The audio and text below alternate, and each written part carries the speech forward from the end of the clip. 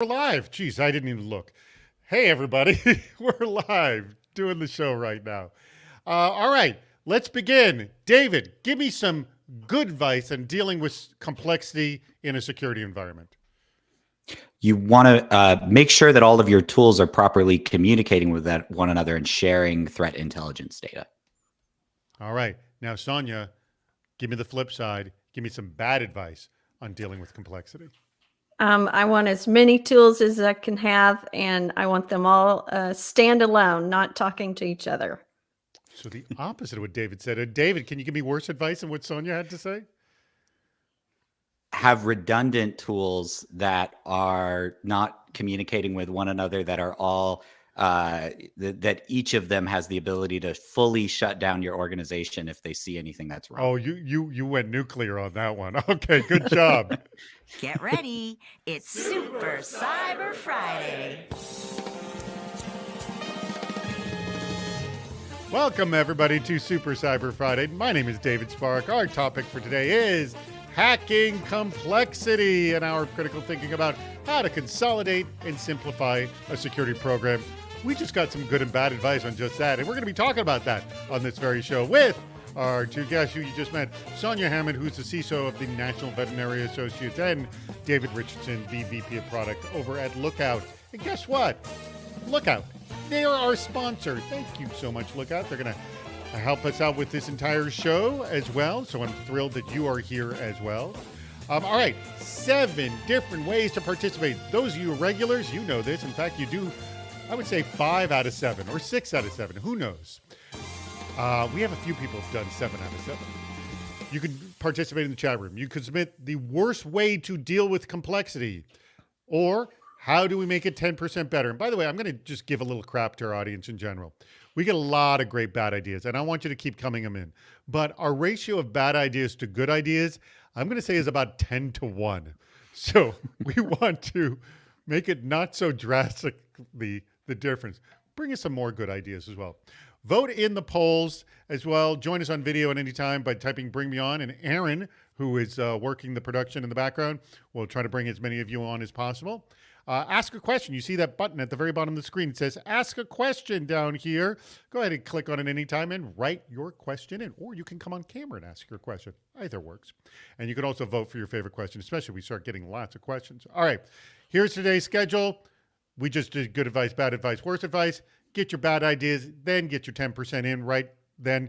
20 minutes is the cutoff mark for the bad ideas because that's when we put the poll up. Although you could get more bad ideas later because over the weekend we pick our favorite bad idea and that person wins an awesome CISO Series jacket, which is totally worth it. Then we're going to play the public interest at 15 minutes past the hour. We'll put the poll live on the bad ideas, and then we'll play the Department of Yes at half past the hour. And then we'll have our poll live for 10% better. And the 2 people we pick for their best bad idea, they'll come on and argue why theirs is truly the worst. Last question, the final advice. And then we will have our meetup. Stick around for a meetup. It's a lot of fun. It's on a completely different platform. Simulates a virtual party. We always have a good time with that. By the way, next week, we're doing another super series, doing another video chat. That's going to be hacking malware. That's going to be a week from this Friday. And guess what? There's a link at the bottom of the screen. You can register for it. Why not register for it right this second? Because if you register for it now or before by 5 p.m. on May 17th, guess what? You'll automatically entered in to win a CISO Series jacket, entered into a raffle, that is, to win a CISO Series jacket. So why would you do that? By the way, anytime you click on that, it will not take you out of this chat. So you click on that, it'll open up another window. You register while you're still in this chat. All right, I got all that information out. All right, I'm going to ask you, David and Sonia, the following question. You were talking about having lots of tools communicating with each other or lots of tools that are in silos, which is the bad idea. This is a common question that many companies have, and going the best of breed and deal with the integration yourself, or going best of platform, which may or may not necessarily be best of breed. I'm going to start with you, David. Where do you fall on that discussion point? Because, by the way, I've heard this endlessly, and I've heard this kind of the same arguments all the time.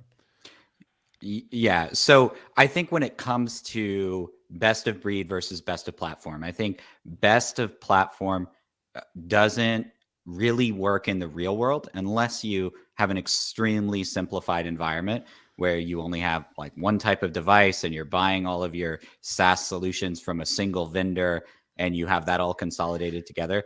And even then you're kind of trusting the fox to guard the hen house. So I think that too many tools is definitely a problem. So you need to reach a middle ground there. And I would say it's probably like 75% towards, a simplified platform, but not complete consolidation. I think complete consolidation is is a problematic idea.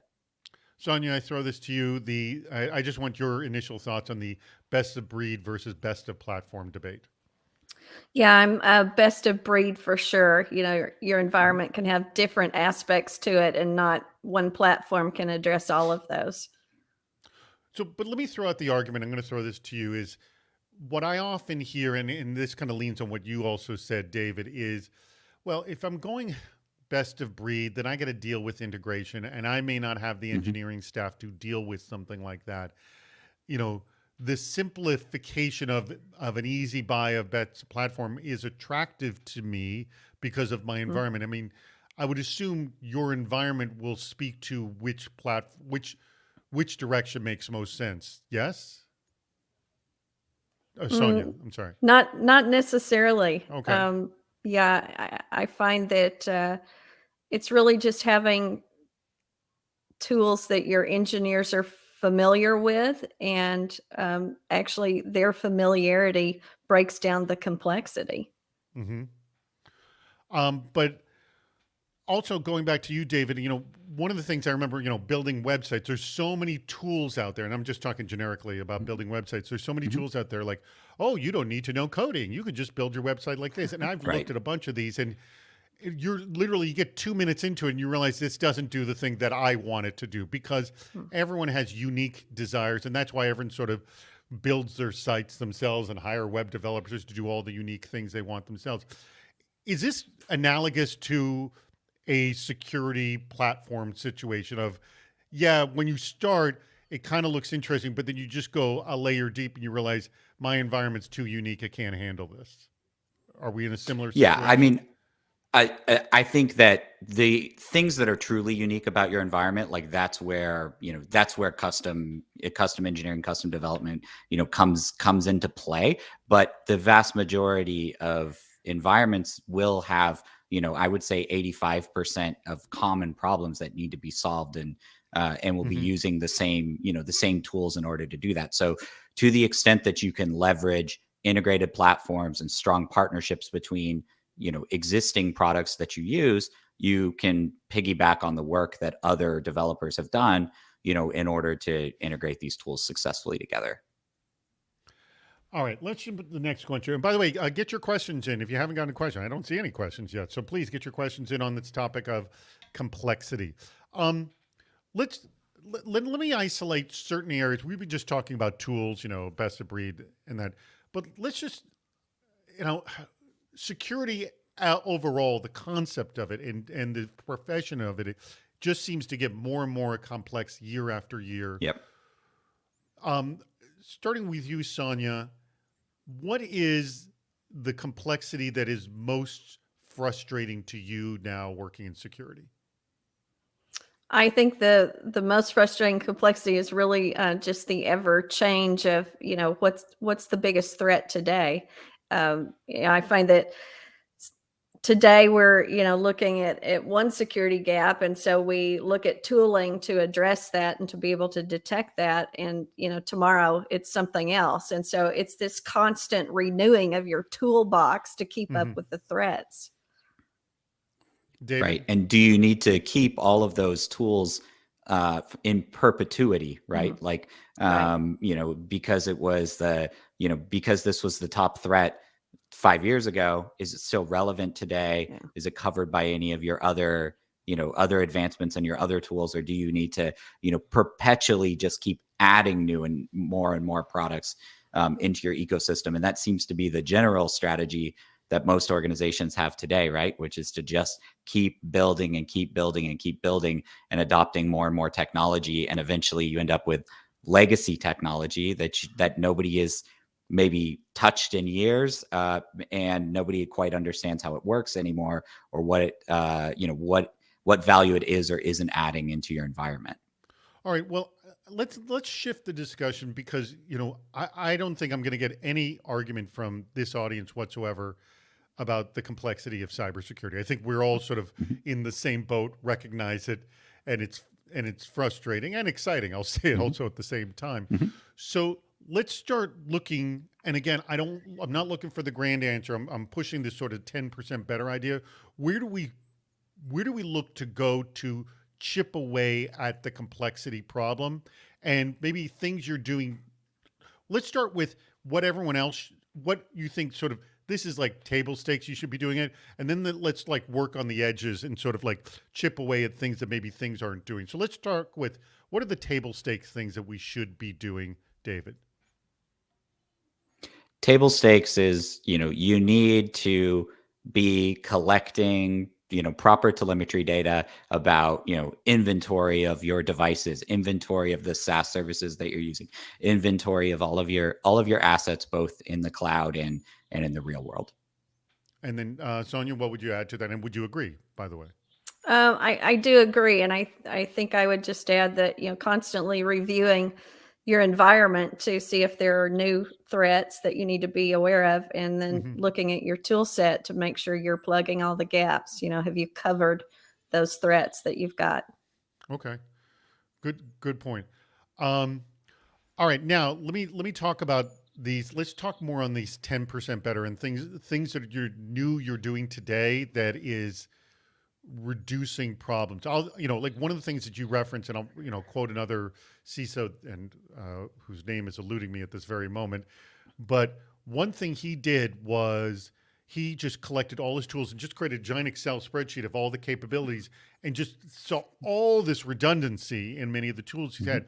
And while he couldn't do it with one fell swoop, he slowly started shutting tools down and eliminating contracts and things to save money and also reduce redundancy.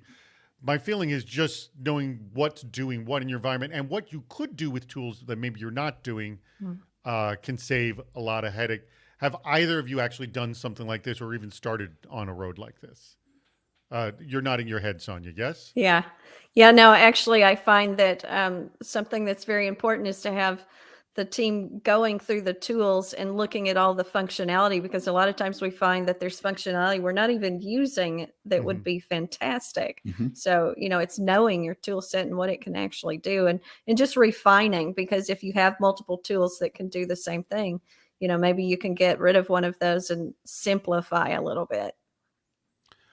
Maybe there's also, do you ever lean on your vendors to like maybe do a tool refresh? Like if you've had a tool for 3-4 years, like, hey, can we get a refresh on this? Is there something we're not using on this product that we should be using, we should be knowing about? I mean, I think, that's a good move by any vendor if they want to keep customers. Yes. Do you do something like this, Sonia? I do. But the vendors are pretty good at reaching out to me and saying, hey, we've got this new function. So it's really, they take care of it. But if they're not, I do follow up and say, hey, how could I be using your tool to the fullest? David, how do you work with customers in that respect, making sure that they're using it to the fullest and they're getting the best benefit out of your product?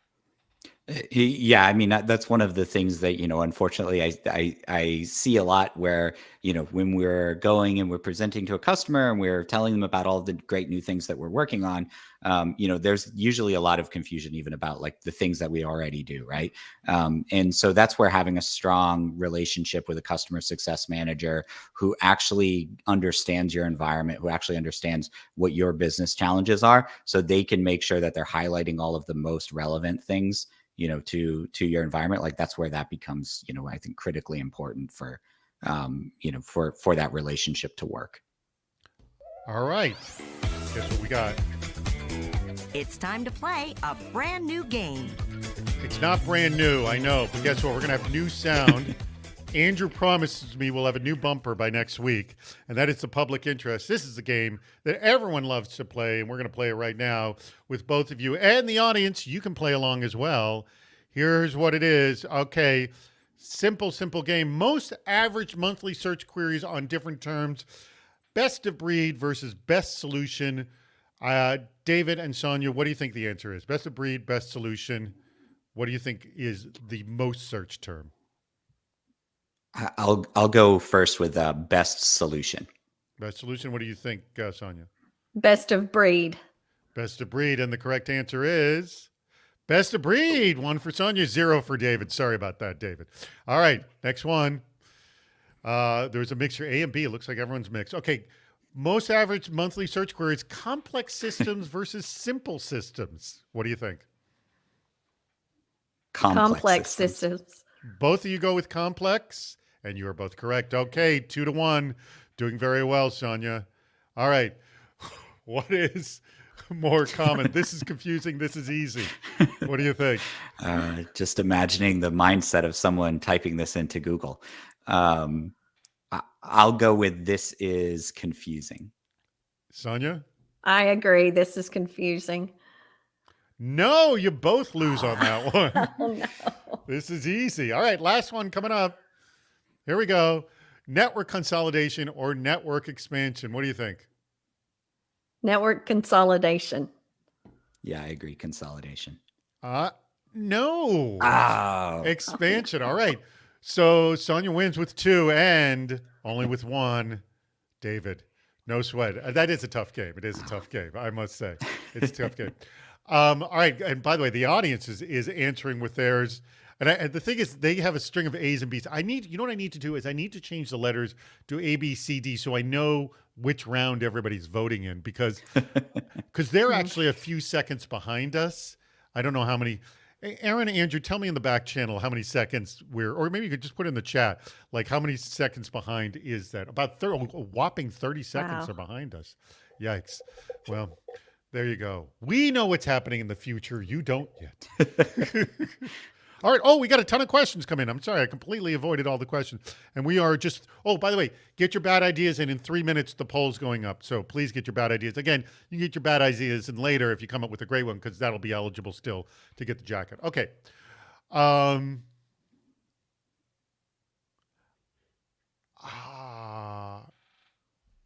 right. So this is one of the things we're just referencing. And it's a lot of this is talking about, I think, about configuration. This comes from Jonathan Waldrop of Insight Global. And he says, one of the worst ways to make it more complex is to add tools while leaving the default configs in place. So how do you balance the need for new tools while working to get the most out of the tools you have, which is something we discussed. But I'm going to add this to it. And this was something a CISO said to me. And that is, how do I know, because there's this configuration drift problem that happens. And how do you know how effective my configurations are today versus a year, 2 years from now? Sonia, what do you do to understand that and also to avoid the default configuration problem that most have? Yeah, well, it's interesting because it kind of comes back to that governance aspect of, having a routine check of configuration. The first being when you install it, you don't leave the configuration as is. So, step number 1. And then just routinely, whether it's, every 6 months or once a year, whatever your increment is, checking that configuration and saying, is this right for our environment? Because the environment changes. So doing that over and over. Let me honestly ask you, do you actually have that on the calendar to check, every X number of months? And B, give me an idea of something that drifts and you change it. Like, give me a real world example if you can, Sonia. Yeah, so I do put it on the calendar. We do it annually. Good. And the thing that I see that changes a lot is mostly who has access to the tools. As much as we try to be diligent about, who has administrative rights on these type of security tools that are very powerful, a lot of times that doesn't get cleaned up. So that's one configuration piece that we look at it. Good point. How do you deal with the configuration drift issue, David? Yeah, I mean, it is important that people go and check back on these things, on a regular basis. Like I'll use an example, from that's related to Lookout, which is, we try really hard whenever we roll out any software changes. We want to make sure we do no harm to your environment, but that may mean, that we're rolling things out by defaulting policies to off and, different things like that around new capabilities, because we don't want to make any changes. So we might have a bunch of great new capabilities and all of your vendors are the same, right? That they're rolling out these great new capabilities, and if you're not staying on top of those, then likely you're not able to take advantage of that, because obviously you don't want the vendors going and messing in your environment and making any changes anyway. So you're not even able to take advantage of what you have today. And to go back to kind of the root of the question, I think that it kind of comes down to making sure that you are examining all of the tools that you have today before you consider an additional tool, right? But what I would say there is, I think that there's a procurement fallacy in there as well, that kind of says like, well, just because I've already purchased something from this vendor, then there's a sunk cost associated with it, so I should choose all of those tools moving forward. But really, if you think about the real cost of adapting a new tool, it's the total cost of ownership around learning to use the tool, configuring it, testing it, deploying it. It's all of those kinds of things. So you should really be thinking about, what have you already validated that works in your environment? That's more important than who's already gone through your procurement process. By the way, Aaron, if you have not gotten please get the poll up right now. We're 20 minutes past, and let me hold it. Where are we in? Yeah, get the poll up, and in a few minutes we'll be playing the Department of Yes. So poll is up. Actually, Aaron got it up. Please vote on the best bad ideas. And if you have not registered for next week's Super Cyber Friday, please go ahead and do that. Remember, does not take you out of this, and you're eligible to possibly win one of those awesome jackets. All right, Mike Wilkes of Security Scorecards actually questions whether we have complex systems. Hold on for this. Given that maybe 50% of Forbes Global 2000 don't have DMARC, and 81% don't have domain transfer locks set up, isn't complexity a luxury challenge? He says, shouldn't we focus on the basics first, like DNS protection? So he's arguing like, it would be great if everyone had a complex environment, but a lot of people aren't even just doing the basic things in security, which, by the way, we talk about this endlessly on the show. What say you to that? I'll start with you, David. So, I mean, I think everyone's environment is complex in its own way. Even if you have nothing set up, you got a complex environment, is my feeling. Because you don't have anything. Exactly. And whether you like it or not, the way that your customers are working is moving to the 21st century.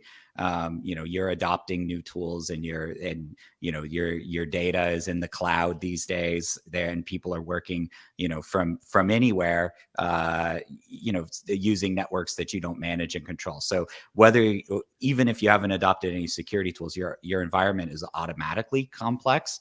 And, there's security capabilities built into those tools. But then there's also, the more that you've buried your head in the sand, the less likely that you're actually, configured proper policies, or that you have control over, the rapid adoption of, Office 365 or Google Workspaces in your environment. So John Procap sort of doubling down on what Mike says, you can't have a complex security program if you don't have a security program. You can have complex security problems if you don't have a security program. I would argue that. Sonia, yes? Yes, agreed. Every environment is, regardless of how complex or how simple, the security aspect is very complex if you haven't elevated your staff to the right level. I mean, if you've got Charlie Brown trying to configure a firewall, that's pretty complex. Okay. I believe we have Mike Wilkes actually coming on. He's going to defend himself. Mike, is he coming on? He'll be on in just a moment. Again, please vote in the poll, because I don't know. Jesus. Some of these are incredibly stupid, these bad ideas. Get your 10% ideas in it as well. Is he coming on, Mike? I don't see Mike. All right, I'm going to go to another question here. How are we disseminating the policies around tools and departments? Is there a way that you're doing this, Sonia? Like, so people know what's going on? And then this actually, my guess is if you don't disseminate correctly, this is where we get configuration drift. Yes? Oh yeah, for sure. Well, there's a couple pieces to it. I mean, a lot of policy can be pushed through automation. So, it may be fairly quick and simple, but I think the toughest piece is really around timing because you don't want to impact your users negatively. And then around the communication aspect, I mean, communicating out, hey, we're making this policy change here in the written policy. I need you to make it now in the tool configuration policy. And that doesn't always connect. Correct. Yeah. All right. Yeah, a lot of times there's a disconnect between what gets written down in a paper policy, and paper policies are often aspirational, right? Like, and they go beyond what the tools are capable of enforcing, right? And so, it ends up being, you've implemented some fraction of what you actually want to achieve. And sometimes we pat ourselves on the back at the end of the day for that. So, you might, for example, implement a DLP policy that is related to, your endpoints and what, data is held on those hard drives. But then you switch to Office 365 and people are no longer copying data and attaching it to an email and sending it to someone else. They're sharing that, directly through the cloud, and it's not touching any hard drives anymore. Your policy isn't extended there, but you're still patting yourself on the back because you've got that 10% case covered, but not that 90% case of how people are typically working these days. Let me. What time are we at? We're just a few minutes. Let me throw this question out. I'm going to throw this as another idea out here, and that is the wonderful world of XDR. XDR is supposed to be this grand vision of like it's connecting everything and it talks to everything and it communicates to everything. And it is a good branding concept, and it actually tells the story of what's going on in your environment, especially around threats, Sonia. So could XDR be seen as the platform play? What say you to that concept? I don't think so. I think it's great for visibility, but when you're in the throes of fighting a hacker, you need your individual tools where you can really get drilled down and be very specific in your activity. David, what do you think? Yeah, I see what John Procap's putting in the chat here around ask 10 people what XDR is and you'll get 11 different answers. I think even just asking them what the letters stand for, you're going to get 4 or 5 different answers. I think that XDR, while obviously there are products, and I mean, Lookout makes a product in this space too. XDR ultimately is a strategy of interwoven connection of tools that all communicate with each other in such a way that allows you to, that allows you to obfuscate some of the complexity by bringing this data together. So I think it's definitely a important part of the future of cybersecurity, and I think it's something that's basically it's a market that's born out of the complexity of all of these tools that people are using today. All right. We have a call that just came in. Hello, welcome to the Department of Yes, where no request is ever rejected. All right. We have some horrible ideas that came in. And by the way, I like what Stephanie Cass said. She said, hey, I've not had my coffee yet. My bad idea was pre-caffeine. I believe that falls under ADA, the American Disabilities Act. I believe it does. I believe it does. So you will not get blamed for a poor, bad idea. I don't know, poor, bad idea. Is that a double negative there? Making it a good idea? I have no idea. A good idea. I think we've had a few cases where we've had bad ideas. We're like, it's not so horrible. It's actually kind of a good idea. But this one is pretty stupid. And this is the way the game works. The Department of Yes is you have to find a legitimate reason to implement the horrible idea I'm going to tell you. You may not be facetious. I can't stress this enough. Find the silver lining. Here you go. And by the way, speak up if this is your horrible idea. We want to know because we're going to want to bring you on later. Put all your tools in a sock, an S-O-C-K sock, and then hit the security staff over the head with it. So, David, why do you want to actually do this? Well, now I understand why Stephanie is apologizing for her. I don't know if this is hers. I have no idea whose this caffeine. is. Oh, that is Stephanie. Stephanie, we're defending you.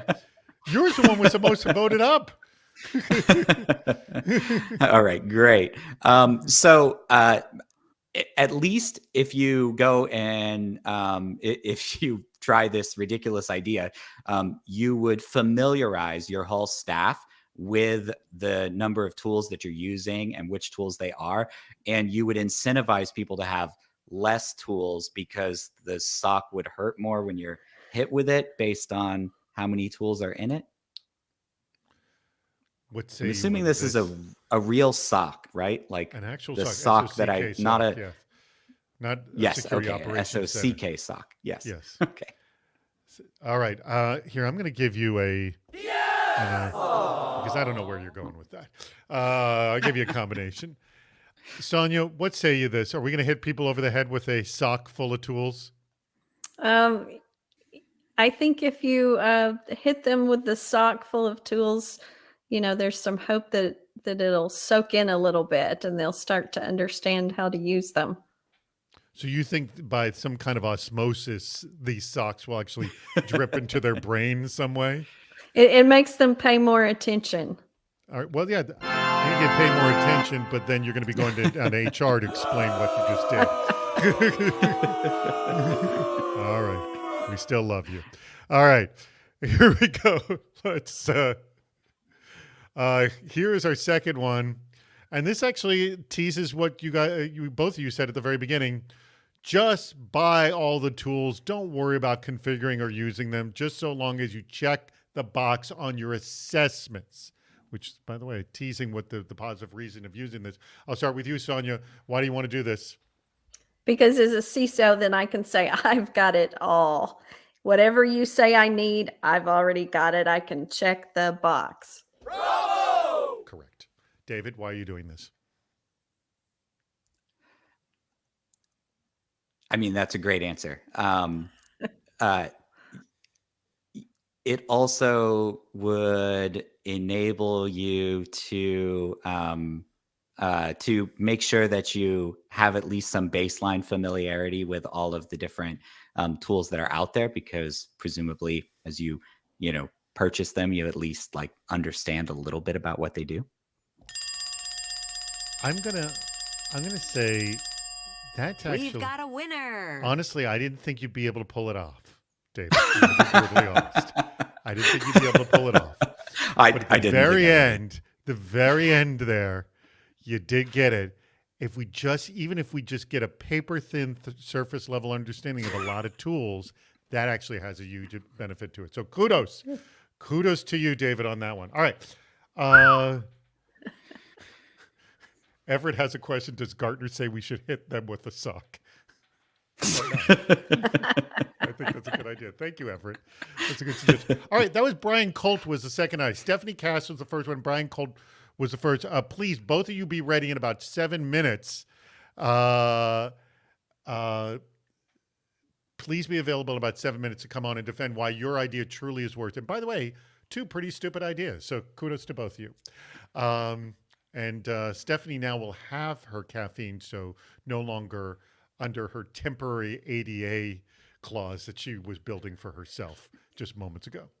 All right, let's get back to our questions. And by the way, do we have the 10% better poll? Please put the 10% better poll up as well. We want to see that because we want to. It is 10% better. And we actually have a good number of 10% tips. I'm going to go so far as to say the most I've ever seen here. By the way, if you haven't registered for next week, do that as well. Back to our questions. We've done an entire episode on this, but let's just talk briefly about sunsetting solutions. All right? Because you talked about reviewing stuff, Sonia.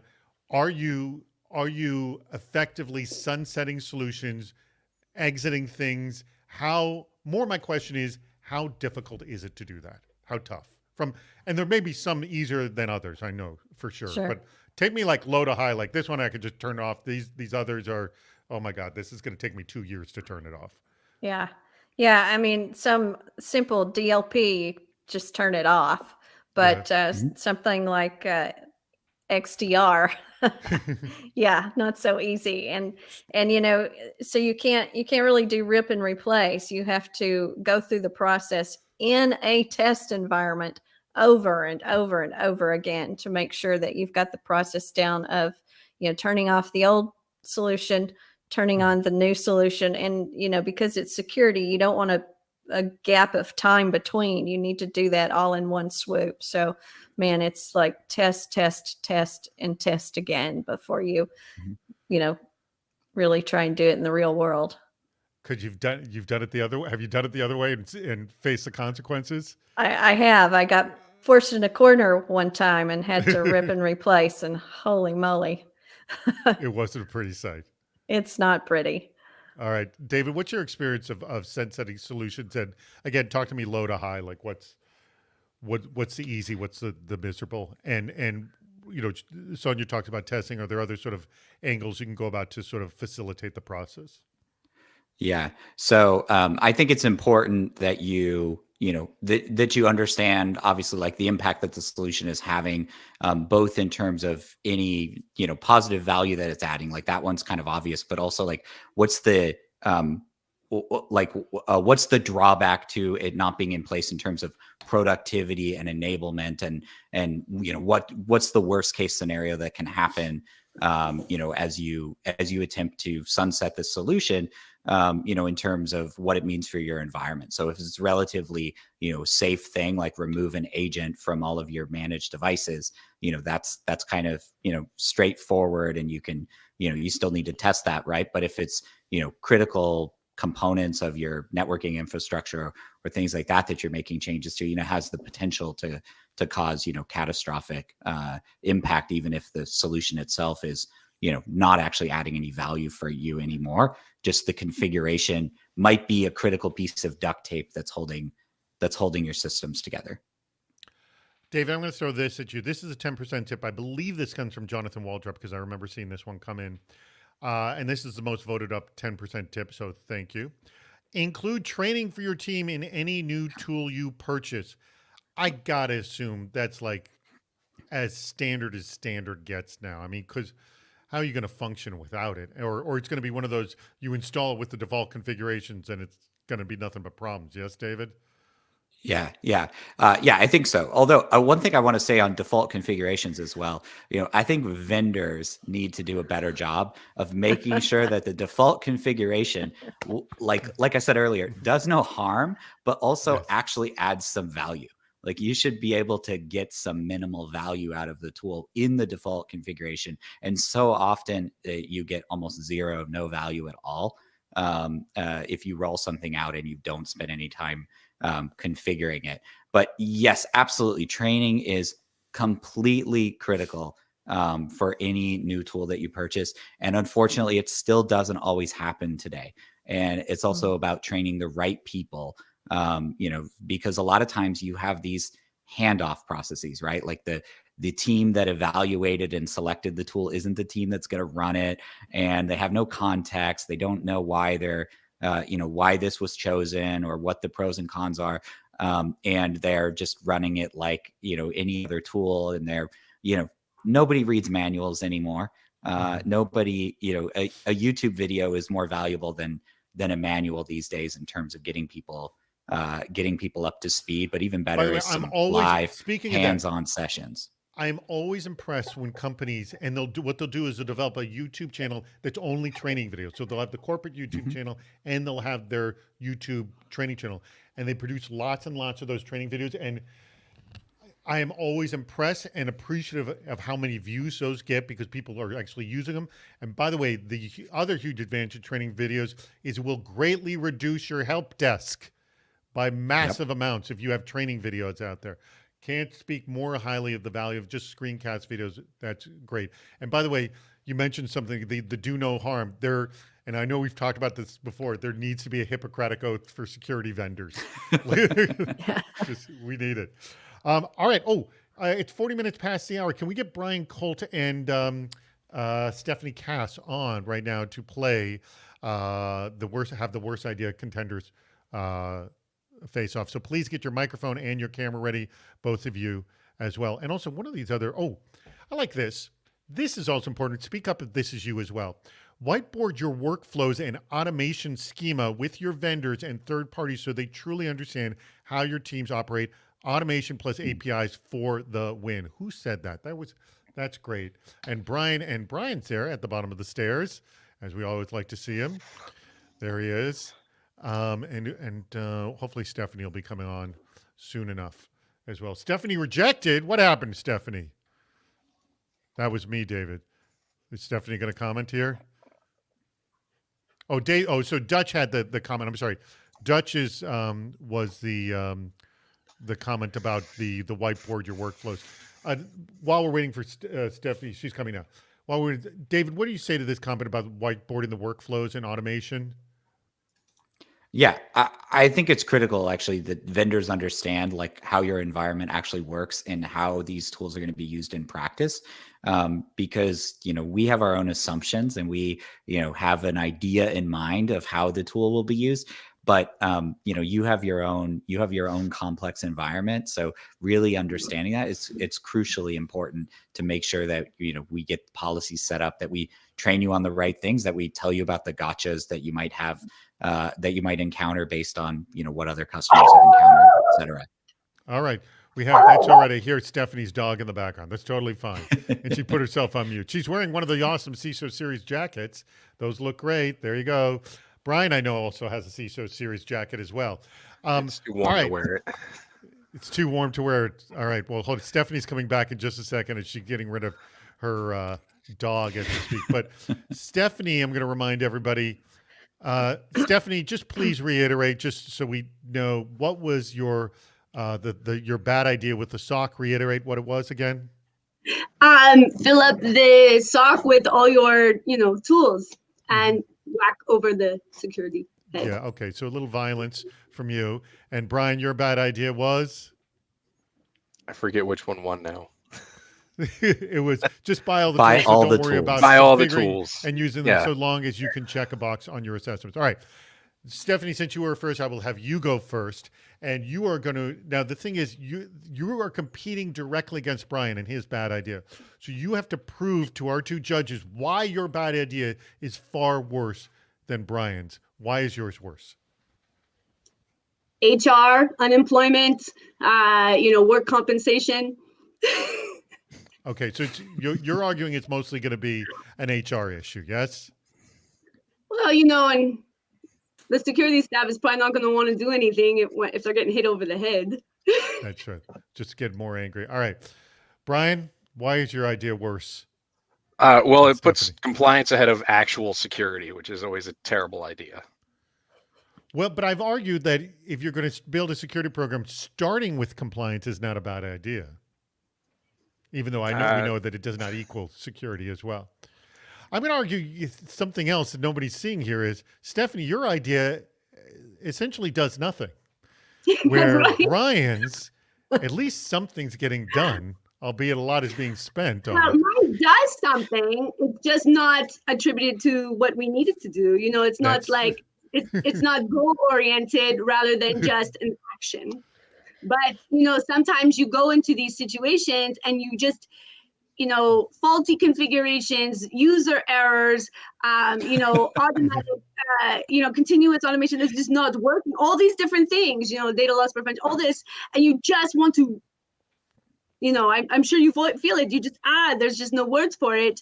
And, you deal with certain individuals who, so bam, bam, bam. And this is what I mean by training. I think that, you can use the best tools and you can configure it perfectly, but if you don't train and you don't educate, what value are these tools? Mm-hmm. So, I mean, it's aside from, it not working, you really need to train on these protocols. Which was one of the most voted up 10% by Jonathan Waldrop. I take this to our judges. Both of the ideas are horrible. One actually is effective of doing something, but it spends a ludicrous amount of money. The other one, it just causes a lot of HR issues. Which one? Again, this is the what's worse game is a risk management exercise. We know they both stink. Which one though is truly worse? Sonia, I'll start with you.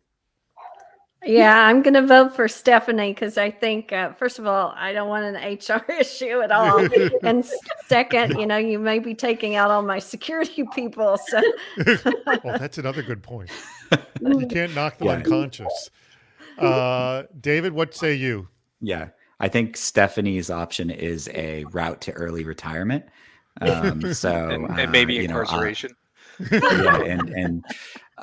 So I'm gonna also go with Stephanie. All right, excellent. Well, thank you very much, Stephanie. Thank you, Brian. We appreciate you coming on, both of you, and your bad ideas for that matter, and sporting your CISO series wear. All right, we have, how much time we got left? We just a little less, we have 14 minutes left on the show. And let's get back to a question. Oh, actually, we have a few more questions that have come in. I want to take a look at our new questions.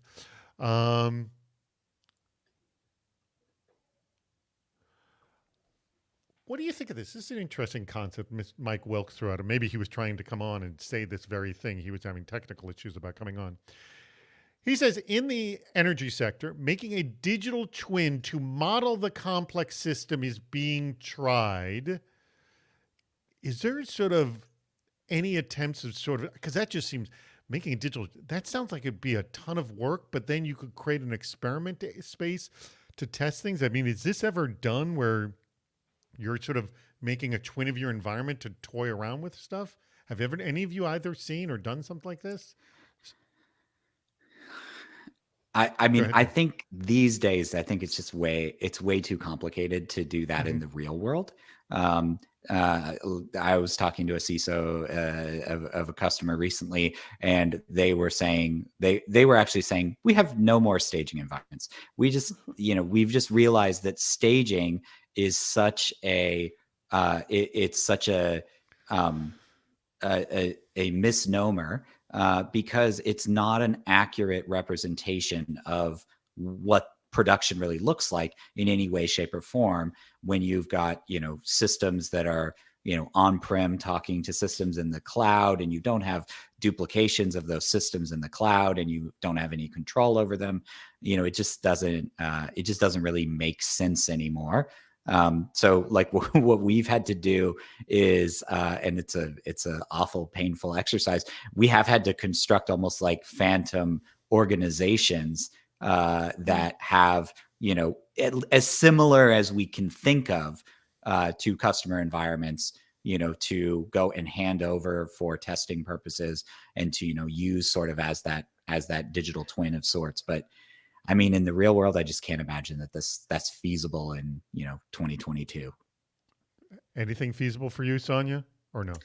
Yeah, I mean, in the corporate environment, it's important to have a staging area, a testing area.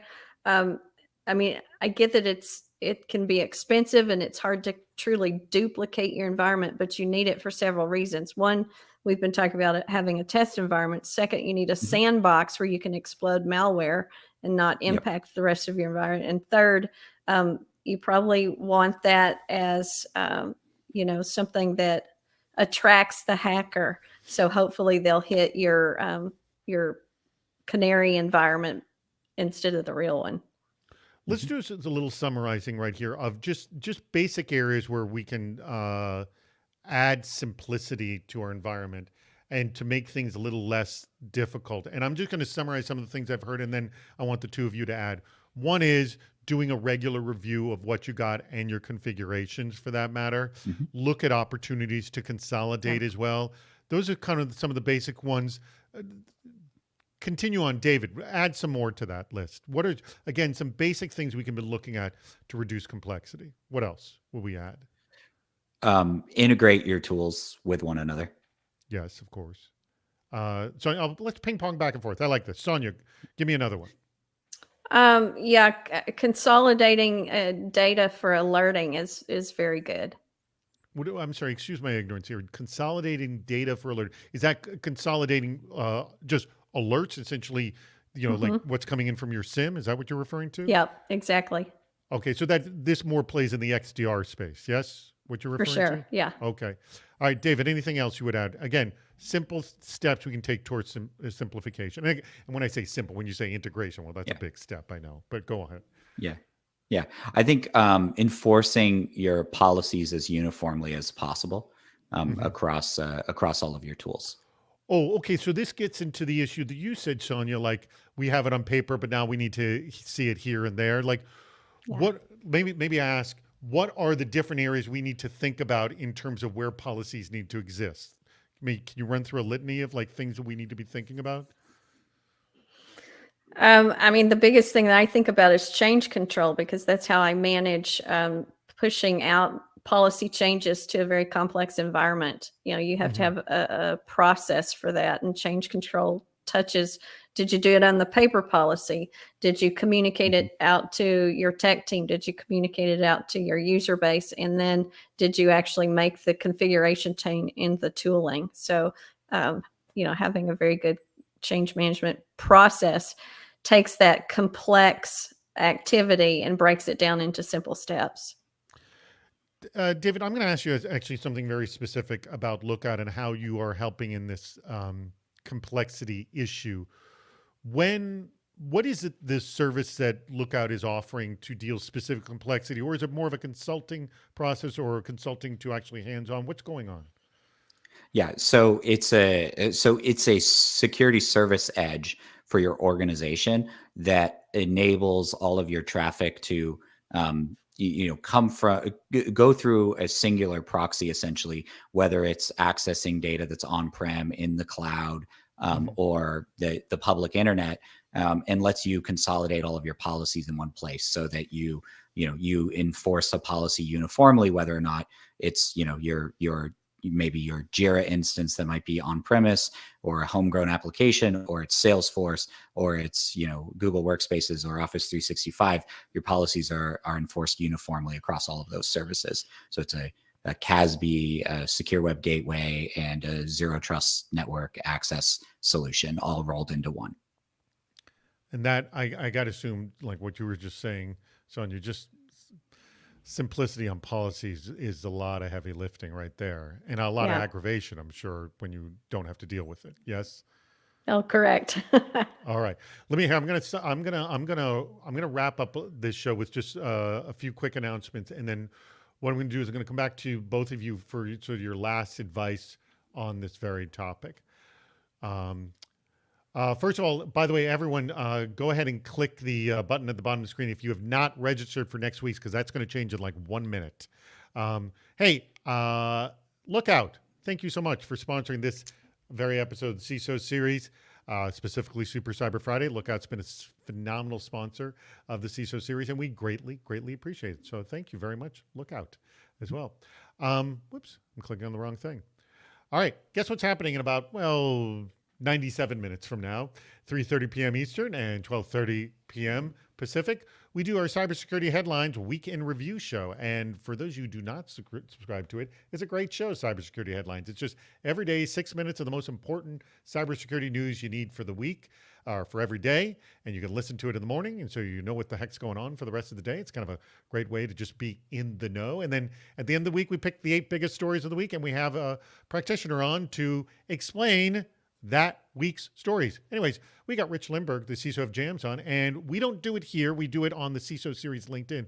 So if you go to the CISO Series LinkedIn page, you can see the upcoming events, and it's essentially the next few weeks of cybersecurity headlines. So come join us today live, and we love your commentary because we include it in the show as well.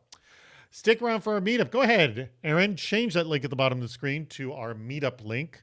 It is going to change in just, oh yes, it's changed already. I'm sorry, I think it was already changed. That is going to happen immediately after that. So you can actually click on the link now to get in, if you will. I will be there as soon as this is over, as will hopefully David and Sonia will be joining us in the meetup. Yes? Yes. Yes, awesome. Yep. Just so those who have been a part, it's a kind of a different environment. You're kind of a floating ahead, and you just click on somebody else's bubble to join in conversation. Try to just stay in conversations with 2 and 3 people. We find like they get too big, and then what happens is only certain people talk, and we'd like more people to having conversations for that matter. Tell your friends to join us. We do it most every Friday at 1 p.m., except when there's holidays, or I'm going to RSA, which I will be at. We do it at 1 p.m. Eastern and 10 a.m. Pacific. By the way, we're going to be doing this, a live in-person version of this on June 6th. I'm going to make a big announcement about it next week. But you can come, if you're going to be at RSA, come participate live, or you can participate virtually just like you do here. But we're going to do a Monday edition of Super Cyber Friday. If you want to sponsor Super Cyber Friday, just email me at david@cisoseries.com. We got plenty available for you. All right. We have just a few minutes left. So I'm going to start with you, David. David, give me, again, you can make another pitch for Lookout if there's any special offer you want to give to our audience or any sort of final advice on complexity as well. What do you got for us? Yeah. So, like I said before, I mean, I think the most important thing is that you implement policies uniformly across across the way that your employees are actually acting today. So, they're accessing data in the cloud and they're, primarily sharing data through the cloud these days and not, the way that they used to. So, I think it's critically important that your policies represent that as well. And that you can't just check a box by saying, I have some legacy solution in place that covers, the 10% use case and say, then I'm good from a compliance perspective. That's not sufficient. You need to think about how a day in the life of a real user, and, how to, how they're going to be using, how they're going to be productive at work and, what tools that you're going to need to be able to, keep things safe as a result. Your final thoughts, Sonia, your final advice as well. Oh, and by the way, I always ask my guests, are you hiring? We are hiring. Yes. Okay. Oh, and David, you're hiring too as well? Yes, absolutely. Everyone's hiring. Okay. Sonia, you're hiring as well. Any last thoughts? And by the way, if you've got specific positions you're hiring for, I will tell you that the meetup is a great place to meet potential candidates. Great. Go ahead. Sonia, Excellent. Your last thoughts. Yeah, I think for complexity, just make sure that you know your tools and the functions that they bring and reduce where you can. You don't need multiple tools doing the same thing. And then make sure you're training your staff and that they know how to use those tools. All right. Well, great advice, everybody. All right, we're going to just end this like a minute or two earlier. I just want to tell everyone, if you don't know, we have launched a new show called Capture the CISO, which is awesome. We just mentioned it on Wednesday. And if you go to cisoseries.com, and actually, you know what, Aaron, could you just put the link for Capture the CISO in our in the chat box so people can get to it directly? But if you just go to cisoseries.com, you see we have a new logo. You click on that, it's blue, and that takes the page. And what's cool about it is you can watch the demo videos of the contestants before the show, and then you listen to the conversation between the CISOs and the vendors talking about their products. And you get that sort of that insight of that conversation and what goes on. Interested CISOs talking to vendors. So you're not actually hearing the pitch, you're hearing the conversation, which is a lot of fun, which that's why we designed it that way. Anyways, I want to thank our guests, David Richardson and also Sonia Hammond of the Veterinary Associate. I'm sorry, tell me the organization name again. National Veterinary Associates. National Veterinary Associates. I missed the national word. NVA, National Veterinary Associates, and David Richardson from Lookout. Huge thanks to Lookout as well for sponsoring. Now, I want everyone to click the link at the bottom. And as Aaron said as well, students, CISOs, and everyone in between, you are all invited. It's just a good time to schmooze with your colleagues. Please join us. Click the bottom of the screen. Aaron, take us out.